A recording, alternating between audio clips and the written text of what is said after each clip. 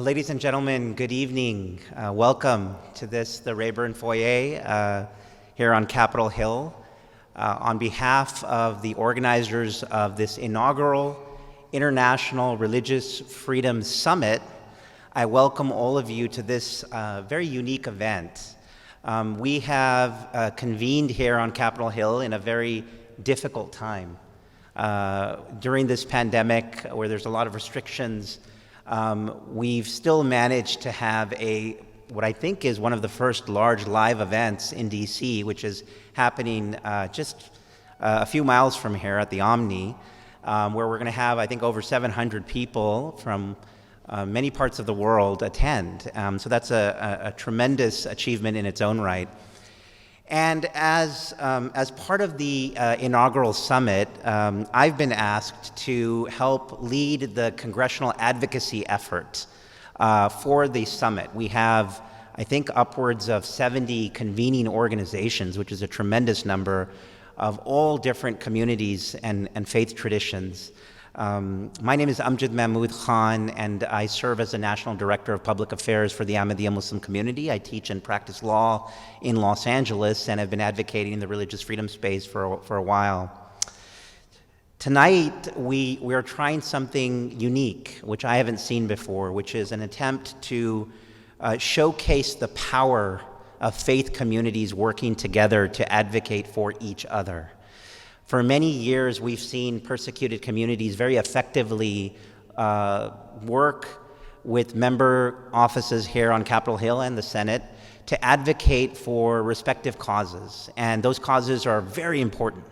And we know many beleaguered communities use this work championing the cause of international religious freedom consistent with the objectives of the International Religious Freedom Act of 1998. The seminal piece of legislation that set forth U.S. policy on international religious freedom in a unique way by creating a mandate, an office that deals with international religious freedom in the State Department. As we've got to know one another as people of faith who are persecuted, I like to say there are wonderful choruses on Capitol Hill, effective choruses, great voices for people of faith. But what we wanted to attempt to do is to also have a symphony, an ability to conduct a program that brings together diverse voices speaking for each other, the persecuted standing with the persecuted. A very simple but I think powerful symbol that when one persecuted community suffers, we all suffer. It's like we're one body, and when one limb is suffering, we're all suffering.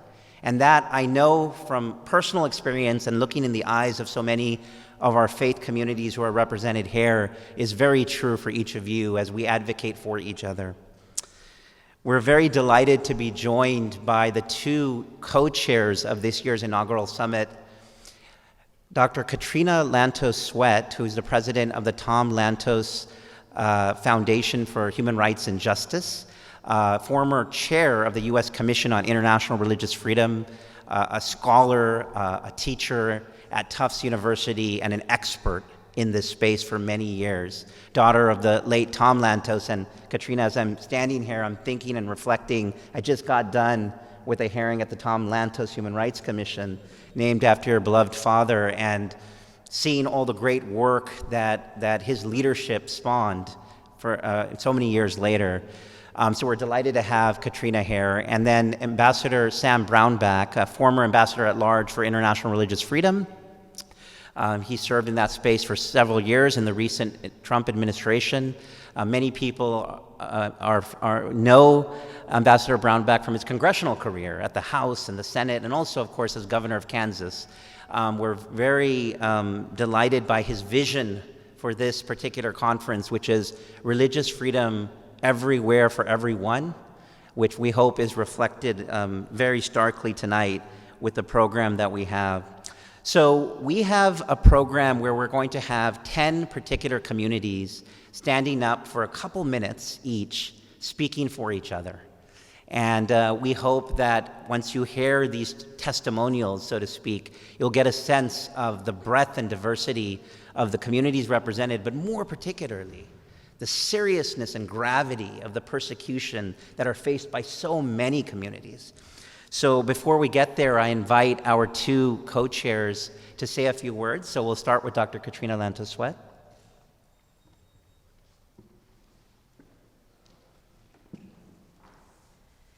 Thank you so much, Amjad. I have to say that Amjad is something of a magician or a miracle worker, as I've watched the way in which, again, significant obstacles in this time when we're just emerging from COVID, that he has really created a very powerful advocacy week and movement involving so many different groups. It's just been incredibly impressive. And of course, my co-chair and friend, Ambassador Sam Brownback, really has moved mountains to bring this remarkable summit into being. I feel like there must be a little bit of heavenly intervention, because when Sam began this effort some months ago, and I was not in on the ground floor at that time, there was great uncertainty as to whether something like this could happen. What would be the situation with COVID, with restrictions, with all of the unknowns that were around them at that time? But he is, I think, a wonderful example of somebody who's willing to step out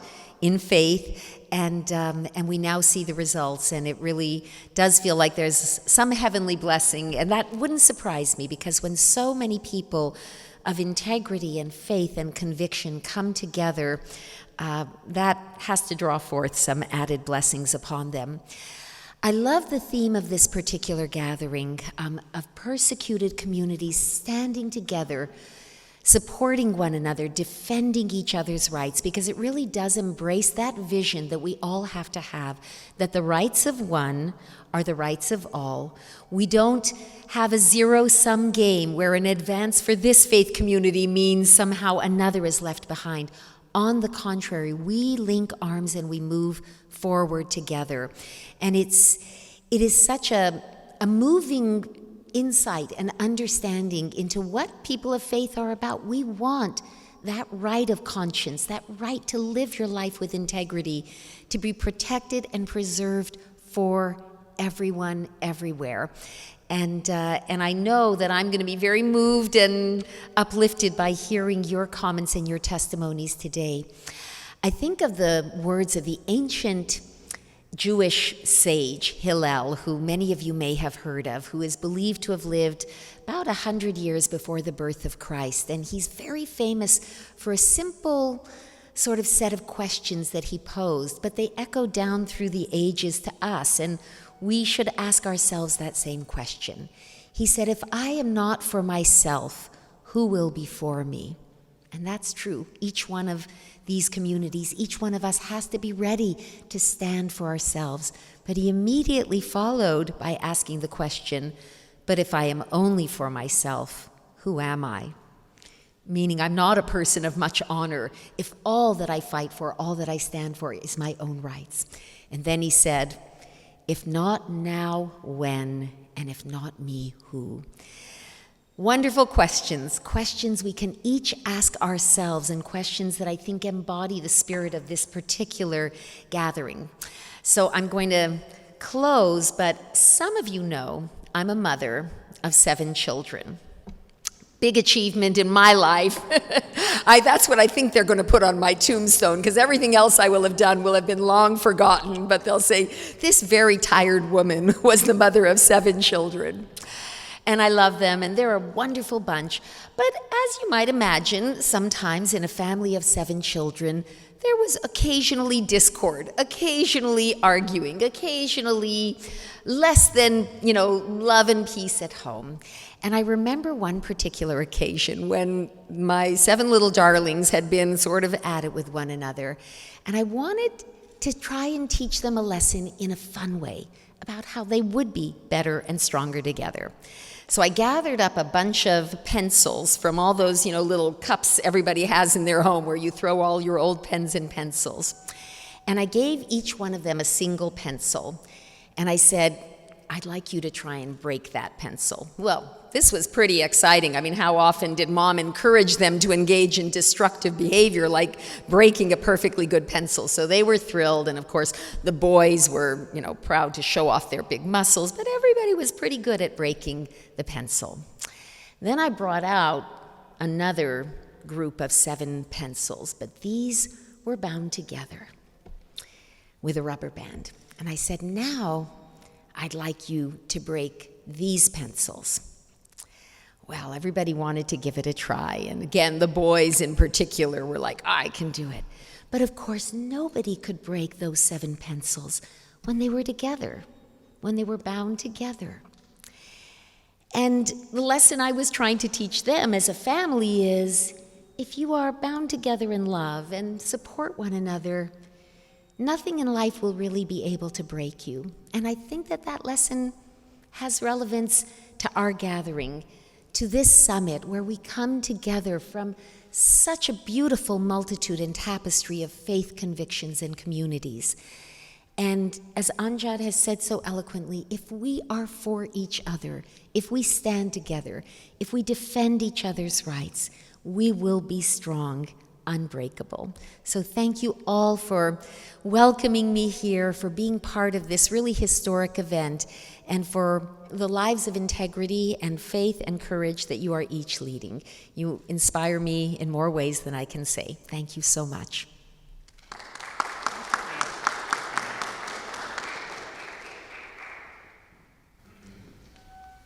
Thanks, Katrina. Those wonderful comments. A pleasure to be here with you.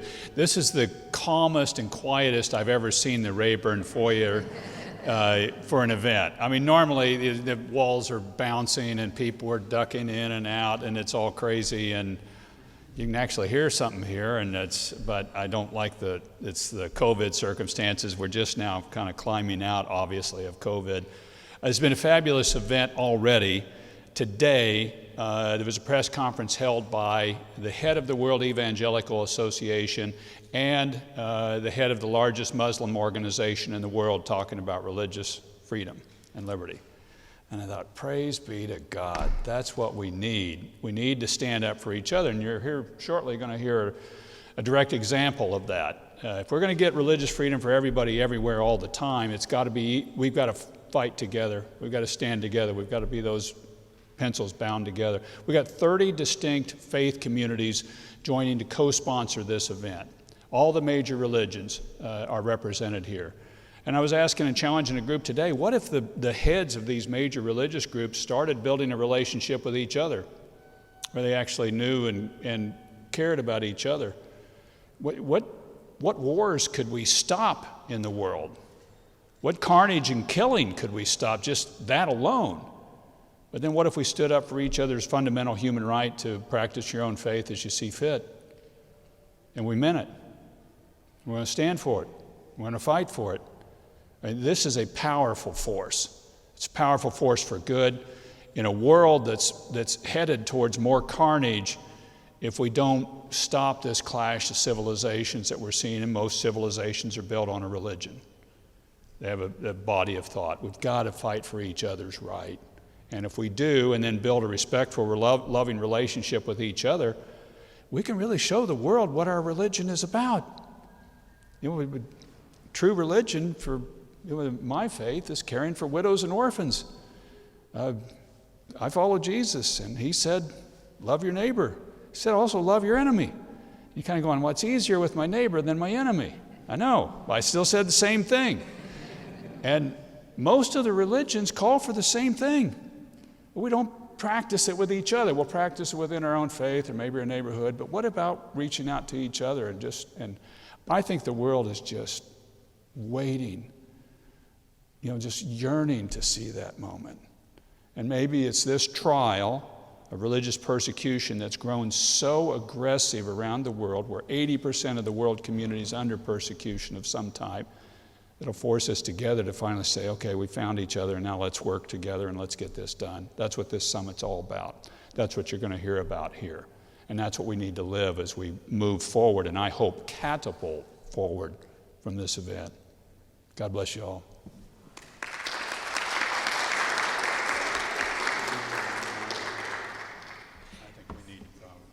I wanted to thank Katrina and Sam for this. It really means a lot. We're going to have now the faith communities come in. I know Sam and Katrina are so busy for this summit. They spare their time to come here. Thank you so much for that. I appreciate it. On behalf of all the communities, the 10 here, the Sikh community, the Falun Gong, the Yazidis, the Christians, the Shia Muslims, the Hindus, the Ahmadi Muslims, the Jews, Uyghurs, and Rohingya Muslims who are present. Only 10 of the 30 faith communities, but still 1/3 of our force showing here. We thank you and your leadership.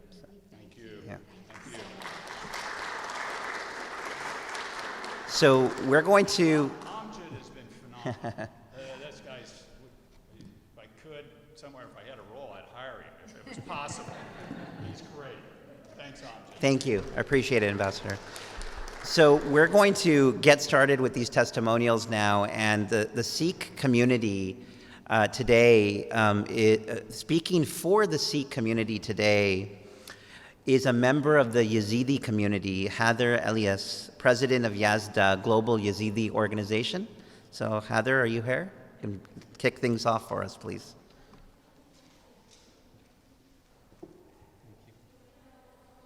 Thank you. It's great to be here. I am Haider Elias, president of Yazda Global Yazidi Organization, and I am here to speak for the Sikh community because the persecuted stands for persecuted. The global Sikh community numbers are more than 30 million member-wise, and majority of which are nestled between India and Pakistan today. The Sikh empire once covered Afghanistan, Kashmir, Pakistan, and India, and now in these very countries, Sikhs to this day are viciously persecuted. In Afghanistan, there are systemic practice of killing Sikh males and then targeting women in the community. In Afghanistan and Pakistan, human trafficking of young Sikh girls have been prevalent for decades, and the kidnapping and forced conversion of girls is a major issue as Sikhs face regularly. In India, the rise of religious extremism and racism poses an existential threat to the Sikhs and many other religious communities. And the persecution has even come to Western shores. Hate crimes against Sikhs and workplace discrimination has increased in the United States, United Kingdom, Australia, and many other countries. Most recent was seen in workplace shooting in Indianapolis in April 15 of this year. As a member of the Yazidi community, I stand in solidarity with the persecuted because persecuted religious intolerance anywhere is a threat to religious freedom anywhere. We appreciate America's unparalleled commitment to the international religious freedom and call on its government to take further steps as outlined at the International Religious Freedom Summit to expand these freedoms for everyone, everywhere. Thank you very much. Thank you to Heather and the Yazidi community to speak on behalf and for the rights of the Sikhs today. I now invite Suhag Shukla, the executive director and co-founder of the Hindu American Foundation, who this evening will be speaking for the Falun Gong.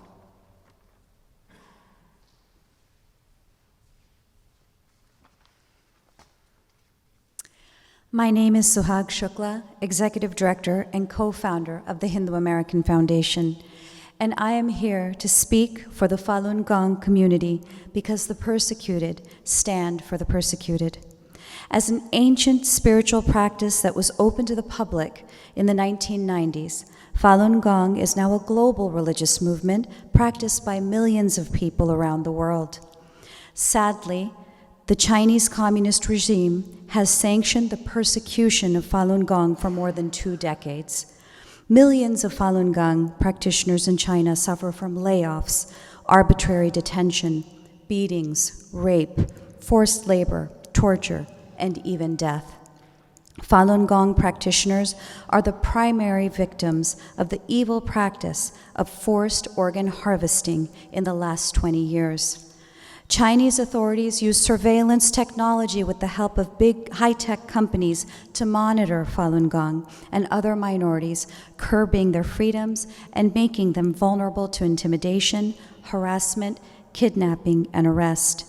China defames and disparages Falun Gong in the U.S. and other countries through its global media entities, while forbidding foreign media agencies to broadcast in China. As a Hindu, I stand in solidarity with the persecuted because Hinduism teaches that the divine is equally present in all, which makes us members of a family related through the shared divine presence. As such, each of us carry a responsibility of treating one another with compassion, generosity, and dignity, and working to alleviate the suffering of others. Religious intolerance anywhere is a threat to religious freedom everywhere. So may all be protected, may all be nourished. Let there be no animosity between us. Peace, peace, peace. We appreciate America's unparalleled commitment to international religious freedom and call on our government to take further steps as outlined at the IRF Summit to expand these freedoms for everyone, everywhere. Thank you. Thank you very much to the Hindu American Foundation and to Suhag for speaking for the Falun Gong this evening. Speaking for the Yazidis tonight is Haris Zafar, National Spokesperson for the Ahmadiyya Muslim community.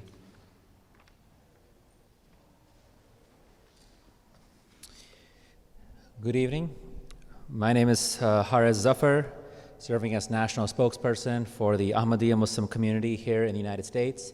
And I'm here today to speak for the Yazidi community because the persecuted stand for the persecuted. Yazidis profess to be followers of an ancient monotheistic faith and are concentrated in Iraq.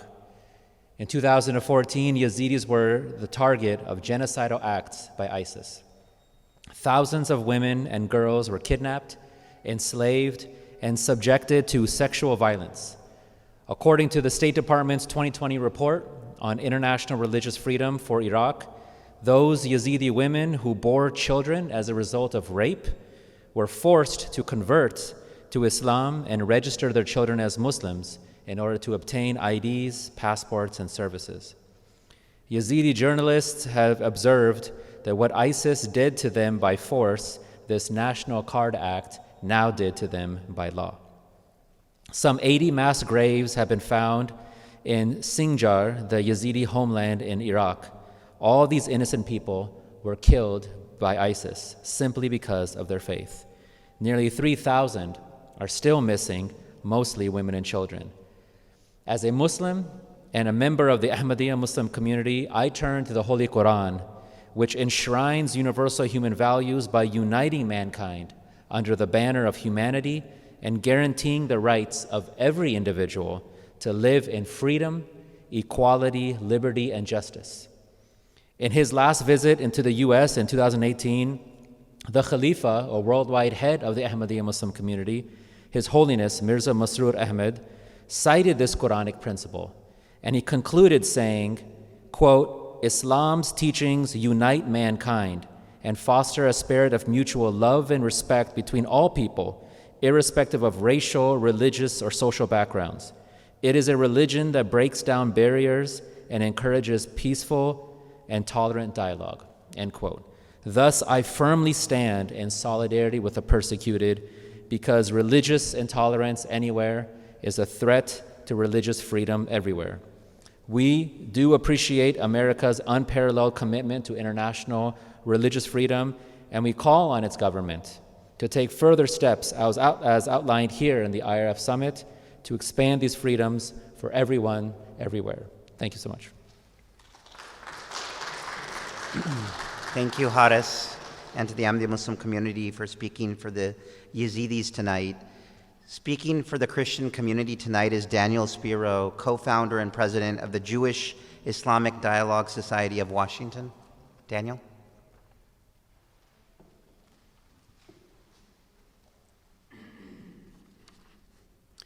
My name is Daniel Spiro, and I'm from the Jewish community, serving as the co-founder and president of the Jewish Islamic Dialogue Society of Washington. And I am here to speak for the Christian community, because the persecuted stand for the persecuted. The global Christian community numbers more than 2 billion and enjoys religious freedom in much of the world. However, in countries such as Iraq, Afghanistan, India, Pakistan, China, and North Korea, Christians often face bitter persecution. In certain parts of Africa, the expansion of ISIS has wiped out religious pluralism, displacing 15 million people, including millions of Christians. Armed groups in sub-Saharan Africa are increasingly using sexual violence as a weapon to destroy religious communities, a heinous crime that goes largely unpunished because authorities label it as, quote, a cultural norm. Surveillance technology is used to spy on the Christian community in China and in other totalitarian countries.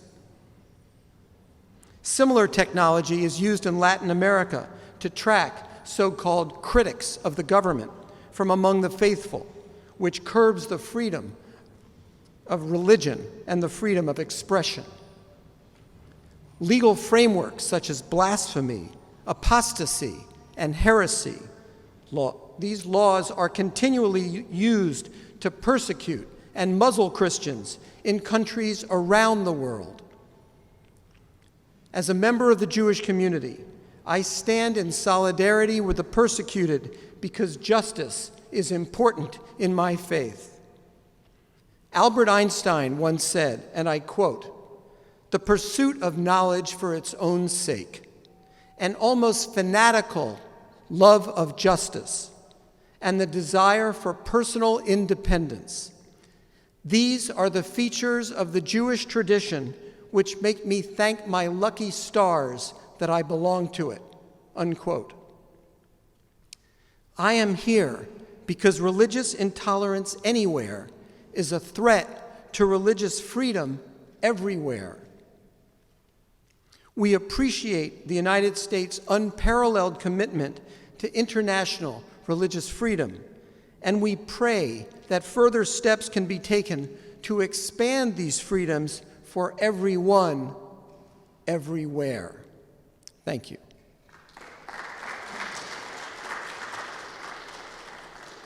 Thank you, Daniel, for speaking for the Christian community tonight. Speaking for the Shia Muslim community, Karandeep Singh of the United Sikhs. Karandeep.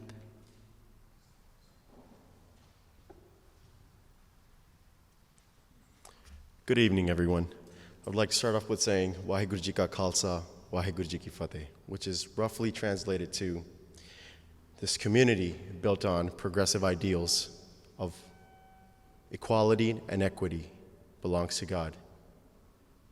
And the victory of this community belongs to God. My name is Karandeep Singh, and I am with the organization United Sikhs. I am the youth leader for their community empowerment and education development.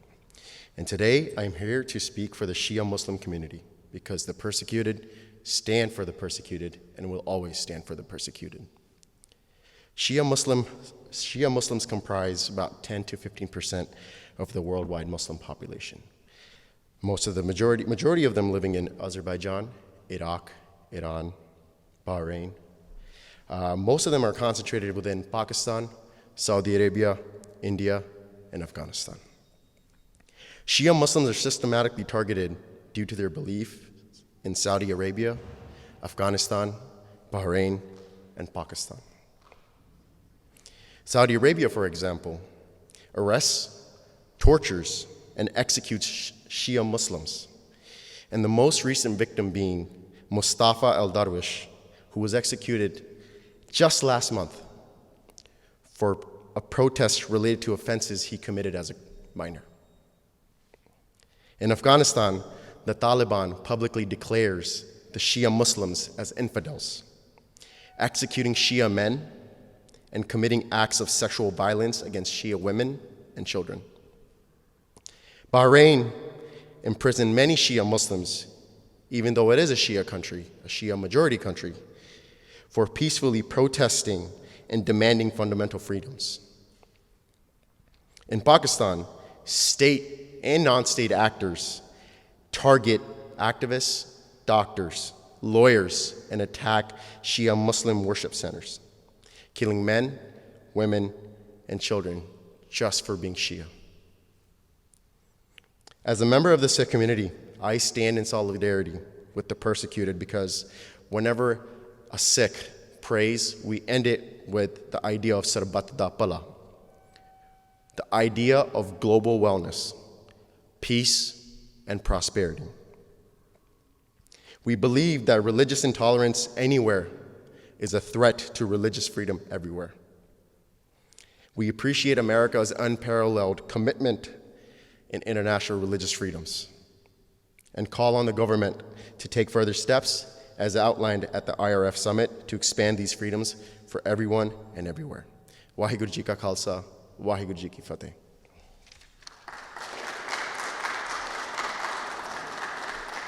Thank you, Karandeep, and to the United Sikh community for speaking for the Shia Muslims tonight.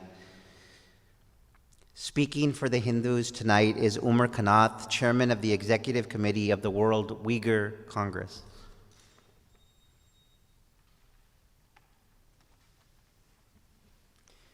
Good afternoon. I am Umar Kanath from the Uyghur community, serving as the Executive Chairman of the World Uyghur Congress and Director of the Uyghur Human Rights Project. I am here to speak for the Hindu community because the persecuted stand for the persecuted.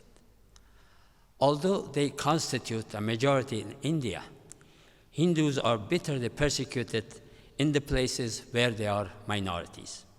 In Pakistan and Bangladesh, Hindus are targets of mob violence and killings. Attacks on Hindu homes, temples, and businesses are a regular occurrence. Hindu women and girls are victims of systematic abduction, forced conversion, and sexual violence, often with the complicity of law enforcement and judicial system. In March 2019, for example, Reena and Ravina, two Hindu girls in Pakistan, were abducted, forcefully converted, and married off to Muslim men. But the Islamabad High Court ultimately ruled against the family, and the girls remained with the captors till to this day. The forced displacement and ethnic cleansing of the Hindu populations from their ancestral homes in Afghanistan, Bhutan, Sri Lanka continues with impunity. These populations continue to live as refugees or internally displaced persons are unable to safely return to their homes. As a member of the Uyghur community, I stand in solidarity with the persecuted because religious intolerance anywhere is a threat to religious freedom everywhere. We appreciate America's unparalleled commitment to international religious freedom and call on our government to take further steps as outlined at the IRF Summit to expand these freedoms to everyone, everywhere. Thank you.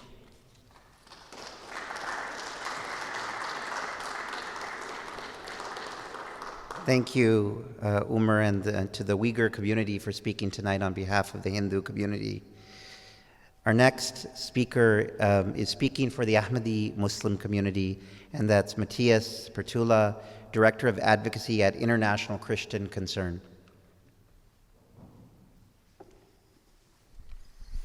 Thank you so much. I'm honored to be here. My name is Matthias Pertula, and I serve as and I'm from the Christian community, serving as Director of Advocacy for International Christian Concern. And I'm here to speak for the Ahmadiyya Muslim community because the persecuted stand with the persecuted. Ahmadi Muslims are a peaceful religious community concentrated in South Asia and West Africa, with millions of followers in more than 200 countries. They are also one of the most persecuted Muslim communities in the entire world, vilified, disenfranchised, and even lynched because of their faith. In Pakistan, Ahmadi Muslims are denied their rights, guaranteed to all Pakistani citizens solely because of their religion. In order to vote or even to obtain a passport, Ahmadis must either denounce the founder of their community or renounce Islam altogether. This is an impossible choice for the Ahmadi community. As a result, Ahmadi Muslims cannot even vote in Pakistan. Not satisfied with persecuting its own citizens, Pakistan has recently tried to criminally prosecute Ahmadi Muslims in other countries, including here in the United States.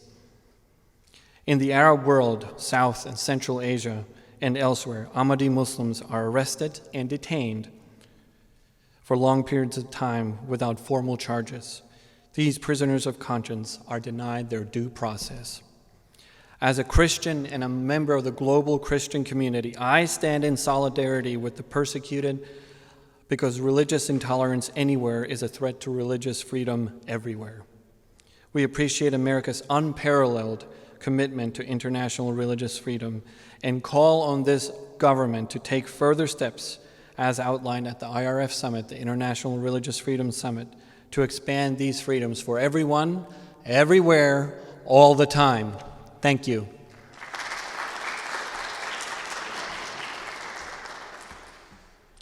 Thank you, Matthias. We appreciate that. We appreciate the Christian community tonight speaking for the Ahmadiyya Muslim community. I now ask Wei Wei Nu of the Rohingya Muslim community. She will be speaking for the Jewish community tonight.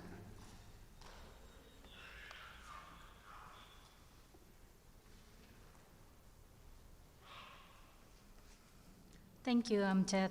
Thank you for the opportunity. My name is Wei Wei Nu from the Rohingya Muslim community. I am a human rights activist from Myanmar. And I'm here to speak in solidarity with the Jewish community because persecuted stand for the persecuted. The long story of Jewish persecution stretched back to the age of the pharaohs. Throughout their history, Jews have suffered persecutions, expulsions, pogroms, and of course the Holocaust, which removed nearly 4 out of every 10 Jews from the earth. Today, too, anti-Semitism is on the rise. Jews count for less than 2% of the America's populations. But according to the FBI hate crime statistic, 60% of the religious-based hate crimes during the year prior to the pandemic were directed at Jewish. In Europe, too, verbal and physical attacks on Jewish, the vandalizing of businesses, defacing of synagogues, and desecrations of cemeteries all reflect a troubling increase in anti-Semitism that must be addressed through a concerted effort of governments and civil societies. As a Muslim and member of Rohingya community, facing some similar situations in Myanmar, I stand in solidarity with the persecuted because the religious intolerance anywhere is a religious intolerance, religious freedom, a threat to religious freedom everywhere.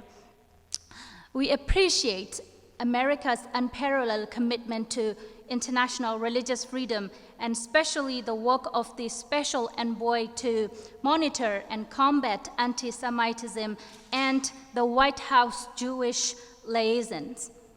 We call on the US government to expeditiously fill both these positions, which are currently vacant, and take further steps as outlined at the IRF International Religious Freedom Summit to expand these freedoms for everyone, everywhere. Thank you very much.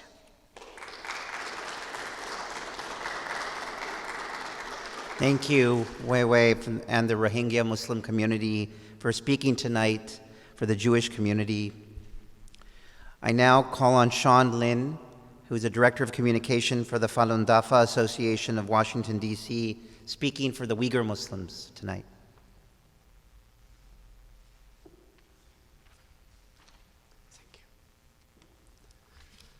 Thank you very much. It's my honor to be here tonight. My name is Sean Ling. I'm from Falun Gong community. and I'm also a member of the Coalition to Advance Religious Freedoms in China. And I'm here to speak for the Uyghur community because the persecuted stands for the persecuted. The Uyghurs are a predominantly Muslim ethnic group whose homeland is in East Turkestan in Central Asia. And this region is called the Xinjiang Uyghur Autonomous Region by the Chinese government. There are about 12 to 20 million Uyghurs in their homeland and about another 1 million live in the diaspora. So at the hands of Chinese government, Uyghur suffers mass political imprisonment, torture, disappearance due to their faith and their ethnic identity. According to the US government, China's action amounts to genocide. Innocent Uyghurs are subject to mass detention, unspeakable brutalities, and death in custody. The Uyghur language is banned in the school, and Uyghurs are subject to state-organized forced labors in the textile, solar, and other industries. The Chinese government has imprisoned and detained at least 630 imams and other Muslim leaders since 2014. At least 16,000 mosques have been closed, and the remaining mosques are purely for show, completely controlled by the Chinese Communist Party. As the Chinese Communist regime is waging wars against all religious groups, we are all obligated to expose the evil nature and deeds by the Chinese Communist Party. And as a Han ethnic Chinese, I urge all Chinese to break away from the Chinese Communist Party's propaganda, which always teaches hatred and discrimination against Uyghurs, Tibetans, Mongolians, and other minority groups. As a member of Falun Gong community, I stand in solidarity with the persecuted because Falun Gong teaches the universal principle of truthfulness, compassion, and tolerance, which guides our daily lives and improve our spiritual improvements.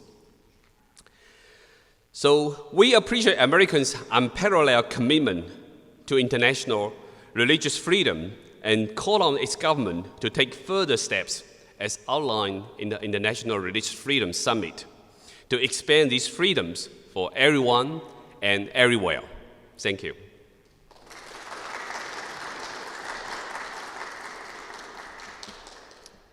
Thank you, Sean. Thank you for speaking for the Uyghur Muslims tonight.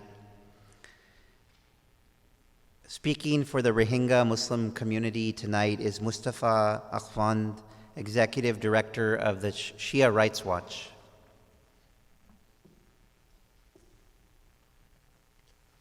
Good evening. It's an honor to be here. I'm Mustafa Akhwand, Executive Director of Shia Rights Watch, and I'm here to speak for the Rohingya Muslim community because persecuted stand for persecuted. The Rohingya are mostly Muslim ethnic minority native in South Asia. In 2017, Myanmar's military sanctioned a genocide and other mass atrocity against the Rohingya, which displaced more than 700,000 refugees in Bangladesh in 2017 alone. Speaking at the United Nations, Bangladesh president confirmed that there are now 1.1 million Rohingya refugees sheltered in Bangladesh. Per the 2020 report on international religious freedom for Burma, quote, Rohingya remain in Burma and continue to face an environment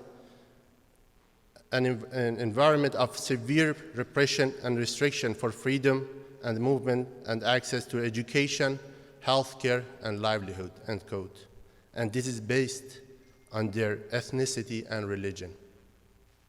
Most members of the military involved in the mass atrocity against the Rohingya Muslims in 2017 are still not being held accountable. And the military continue to commit acts of violence against the members of ethno-religious groups like Rohingya. As a member of Shia Muslim community, I stand in solidarity with the persecuted because this is what Imam Ali, peace be upon him taught us when he said, "People are too kind. Either your brother and sister in faith or equal in humanity." As such, we believe that religious intolerance anywhere is a threat to religious freedom everywhere. We appreciate America's unparalleled commitment to international religious freedom and call on its government to take further steps, as outlined in the IRF Summit, to expand this freedom for everyone, everywhere. I thank you.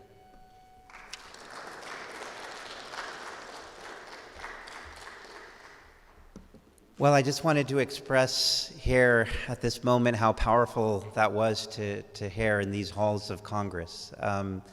I know for so many of the persecuted communities here represented, the 10 tonight of the 30 that are attending the summit, this was something quite different. I know the deep pain that so many of our prisoners of conscience from different communities are feeling. I know, having visited abroad some of these prisoners of conscience, having seen firsthand their suffering, that they are watching. They are watching to see if this light from the United States shines to them, that their plight will be heard, that their voices will be heard, and that they may be set free. They look to this government across political divide, transpartisan, since over a quarter of a century, working to release prisoners of conscience, several of which have been released. We've seen the images of the State Department of our government welcoming prisoners of conscience in the White House. We see our current government also working so diligently and robustly to defend religious freedom. Secretary Blinken released the 2020 International Religious Freedom Report just some weeks ago.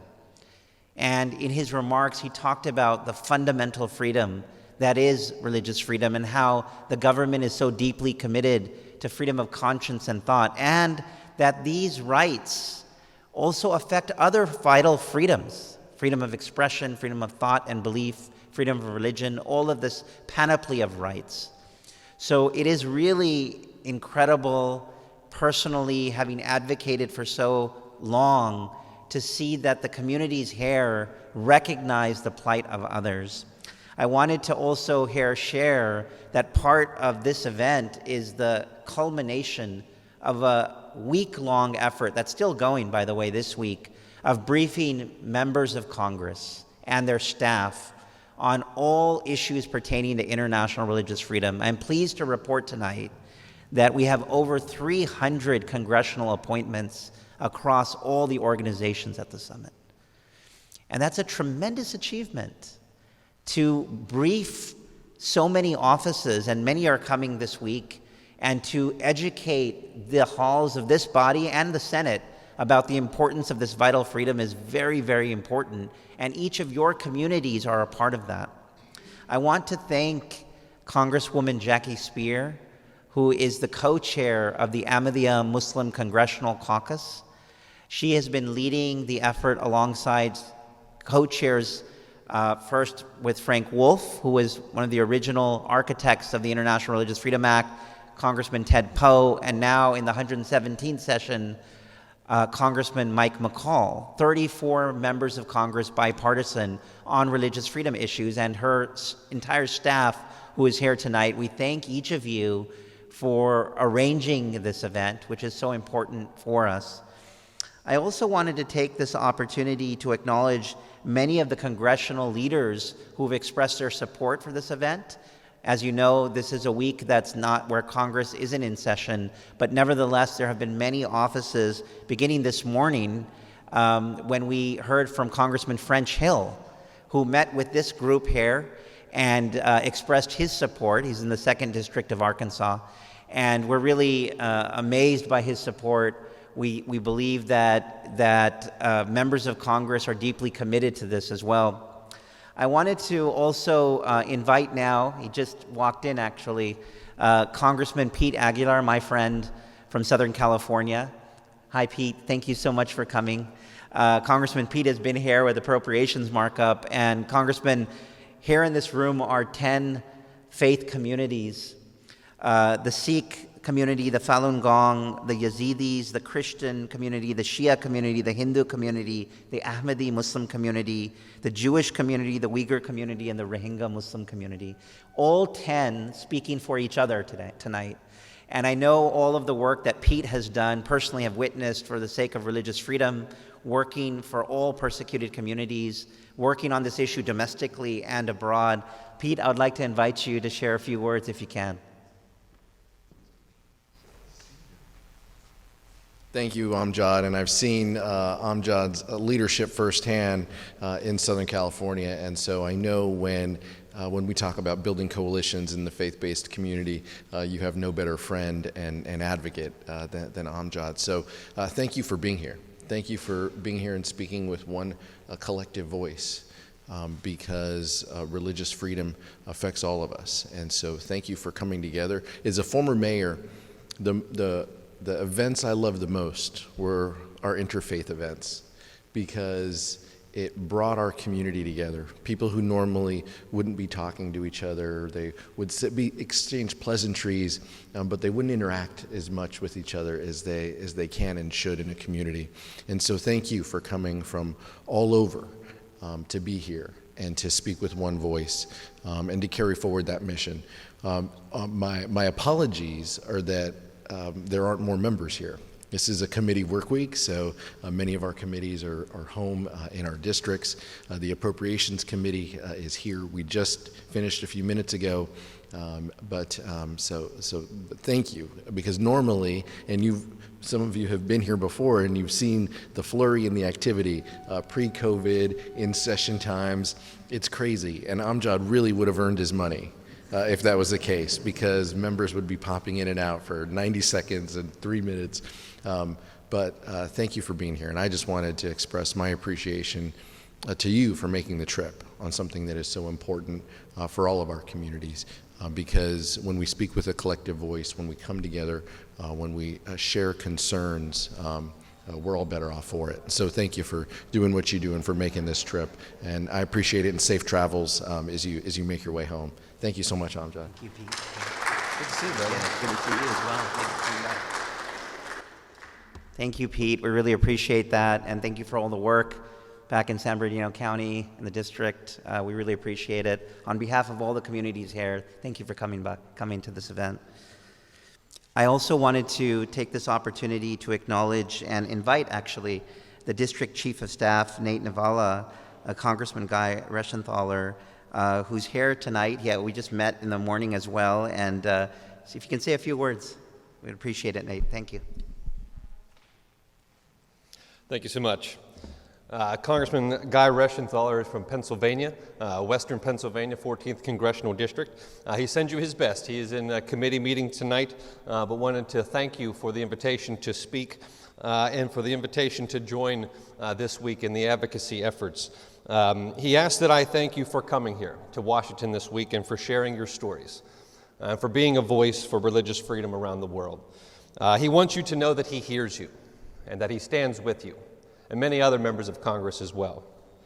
Congressman Reschenthaler believes that we must protect and promote the right of all citizens to practice their religion freely and without interference of any government.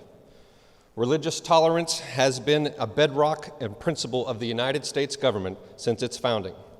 And the freedom of religion is not simply the ability to believe and to worship as we see fit, but rather it is our right to keep our beliefs from being imposed upon. Since coming to Congress, Congressman Reschenthaler has constantly supported proposals aimed at upholding our religious liberties. And at the very first time he ever spoke on the House floor, he took this opportunity to stand against racism, against bigotry and all forms of religious bigotry, and there is no place for hatred around the world or anywhere. The severe increase in violence and attacks and rhetoric against people of faith must not be tolerated. When the rights of any community are under attack, the rights of all of us are under attack. We must stand together to condemn these acts and do all that we can to shine light on this cause of freedom. The Congressman thanks you again for your commitment to ensure that all people of faith in all backgrounds can worship freely, and we look forward to participating in your advocacy events here on Capitol Hill. Welcome to Washington. Thank you. Thank you, Nate. Thanks to the congressman from all of us. We really appreciate those moving words. We're at the end now. I just want to close by acknowledging one point, which is very important. For those communities who aren't in the room tonight, we are thinking of you. We stand in solidarity with you.